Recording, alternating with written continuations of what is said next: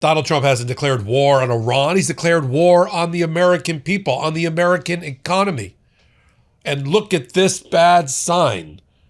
The 37 allied countries that ran to Donald Trump's rescue by releasing 400 million barrels of oil and an additional 172 barrels of oil released by the United States from its strategic reserve in the last 24 hours. You know what that's done to oil prices? Has it stabilized it? No. They shot up as I was recording this video and are now touching $100 a barrel of crude oil again. And that because that 600 barrels of oil are not enough to fill the hole. See, Iran's strategy, led by its new Ayatollah, is to close the Strait of Hormuz, through which 20% of oil passes, cause global economic recession, hit America and its allies where they live, which is in their oil and oil prices. You make the Strait of Hormuz a parking lot, a blockade, which is what the new Ayatollah has declared. And what are you demonstrating? You're demonstrating that Donald Trump's George Bush folly of declaring mission impossible. The war is over. Yeah, Iran doesn't think so. They've already hit 20 different strategic U.S. bases and allied bases. Iraq and its oil tankers are aflame, and the world is watching. And think about what this will do, because Donald Trump doesn't, to the American economy. The numbers that are coming out about the American economy now are for February, before the war Donald Trump started began on the 28th. And we had a zero job creation in February. In fact, a loss of 90,000 jobs. I'm sure when they revise those numbers 3 or 4 months from now, it'll be even worse. And inflation up again, 3.1% at the grocery stores from last February, which were already too high. And that was before the Iran war. Now, see, the reason I say here, and I'm Michael Popok, you're on the MeidasTouch network, and hit the subscribe button here and on Legal AF YouTube channel. The reason I say he's at war with the American people is that Donald Trump has been on a war footing since he came into office, because he convinced himself, along with his advisors, that the easiest way to expand his powers and stretch them to the outer limits was to declare a war against narco-terrorists in Venezuela, a war against the Haitian people. And when he ran out of things to declare wars against, he then turned to Democrats and liberals and First Amendment speech and Americans in the streets of Minneapolis and in other places, rolling out the National Guard and ICE forces and Border Patrol forces. And so when he ran and when he consumed all of that like a fire running out of oxygen, and his polling numbers were going down the drain, about to crash through the 30% approval rating, he had to open, like any wartime general, he had to open up a new front to distract from his failures at home. What's the new front? Let's bomb our way to popularity. That's never worked, by the way, in the history of America.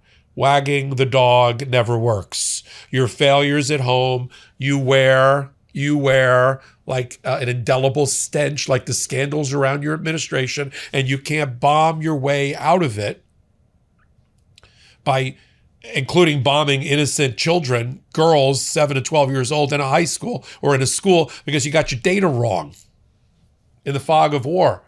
And now the intelligence community, and believe me, intelligence is doing a heavy lift in that sentence, within the Trump administration, led by, sit down for this, in case you forgot, Tulsi Gabbard, has told the president that regime change ain't happening, that the new Ayatollah has taken over, that the Republican Guard and the clerics and all of those mid-level bureaucrats are still in charge in Iran, that decapitating and taking out the supreme leader did not lead to an uprising in the streets of moderate Iranians to take control of their country.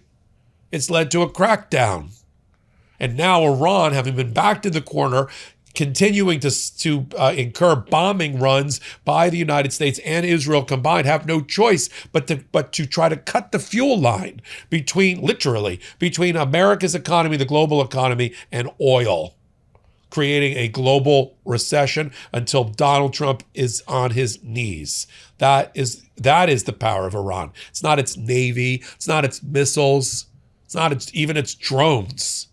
Its ability to do a blockade in the Strait of Hormuz in the Middle East, and through that and the domino effect, and then also hit strategically Arab allies of the United States and their bases. And what their goal is to set the entire Middle East in oil aflame. I'm Michael Popok, and I got some big news for our audience. Most of you know me as the co-founder of MeidasTouch's Legal AF and the Legal AF YouTube channel, or as a 35-year national trial lawyer. Now, building on what we started together on Legal AF, I've launched a new law firm, the Popok Firm, dedicated to obtaining justice through compassionate and zealous legal representation. At the Popok Firm, we are focused on obtaining justice for those who have been injured or damaged by a life-altering event by securing the highest dollar recoveries.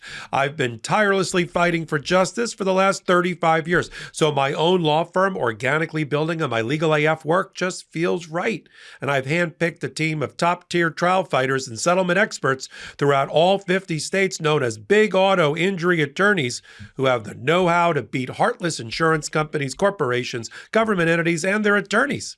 Big Auto's attorneys working with my firm are rock stars in their respective states and collectively responsible for billions of dollars in recoveries. So if you or a loved one have been on the wrong side of a catastrophic auto, motor vehicle, rideshare, or truck accident, suffered a personal injury, or been the victim of medical malpractice, employment harassment or discrimination, or suffered a violation of your civil and constitutional rights, then contact the Popok Firm today at 1-877-POPOK-AF or by visiting my website at www.thepopokfirm.com and fill out a free case evaluation form. And if we determine that you have a case and you sign with us, we don't get paid unless you do. The Popok Firm, fighting for your justice every step of the way. Now, how does that play at home? Not well. Before the Iranian war, Donald Trump's approval ratings were in the trash can. And he can't fix it, and he knows it, and that's what's driving him crazy, more crazy. He knows he can't fix his problems.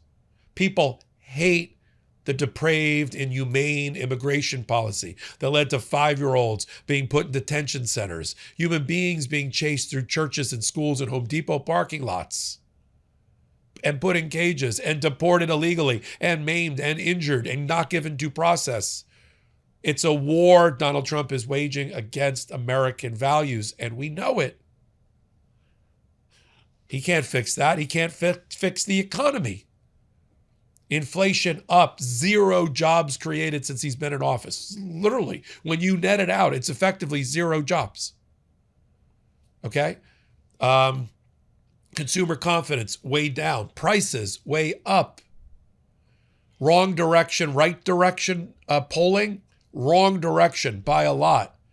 Young voters under 30 abandoning Donald Trump. Independents running away, screaming from him. The Hispanic vote as well. And MAGA knows it. And how do they know it? If they didn't know it from the polling, they know it from the voting. We just got through, out of approximately 270 races since Donald Trump's been in office this time around.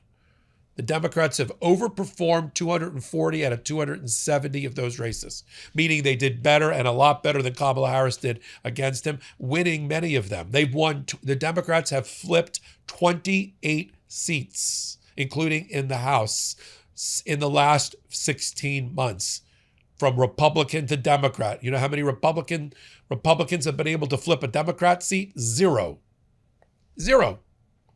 9 state house seats have gone Democrat from Republican.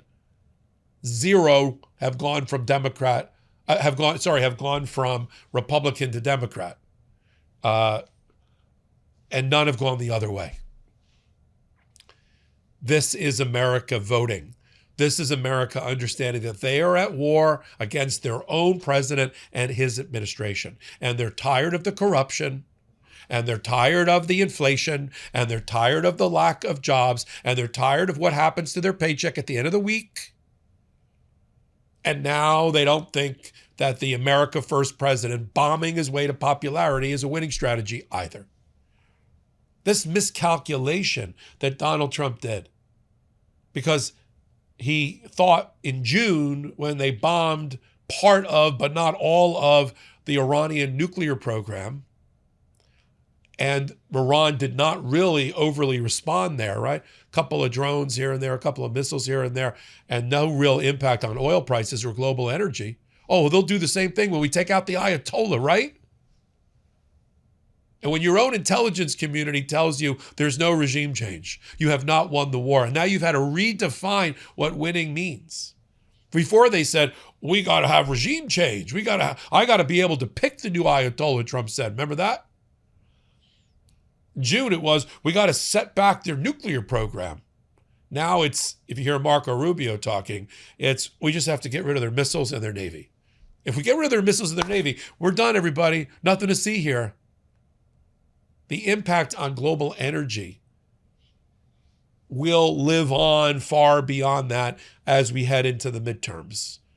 And look what's happened at oil prices. Oil went up 8.6% today after the strategic reserves were tapped, after our global neighbors who we've been bashing, Trump's been bashing, came to our rescue in Paris and released all that oil.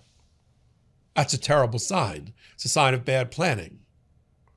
I'm going to continue to follow it here. You're on the MeidasTouch Network and on Legal AF YouTube channel. Hit the subscribe button on Legal AF YouTube channel. We're going to hit 1.1 million subscribers this weekend with your help.